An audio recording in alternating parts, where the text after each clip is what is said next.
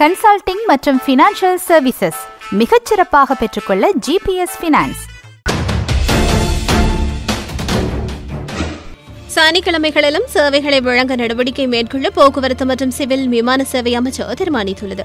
இந்த தீர்மானத்தின் அடிப்படையில் மோட்டார் வாகன திணைக்களம் மற்றும் தேசிய போக்குவரத்து மருத்துவ நிறுவனத்தினை சனிக்கிழமைகளிலும் சேவையில் ஈடுபடுத்த உள்ளதாக அரசு குறிப்பிட்டுள்ளது.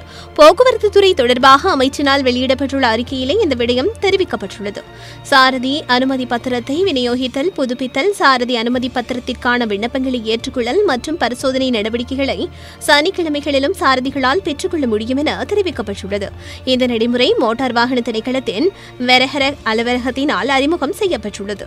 இதேவேளை எதிர்வரும் 23ஆம் தேதி முதல் போக்குவரத்து மருத்துவ நிறுவனத்தின் நுகேகுட அலுவலகம் மற்றும் பிராந்திய அலுவலகங்களும் சனிக்கிழமைகளில் சேவைகளில் ஈடுபடுத்தப்படும் என குறிப்பிடப்பட்டுள்ளது.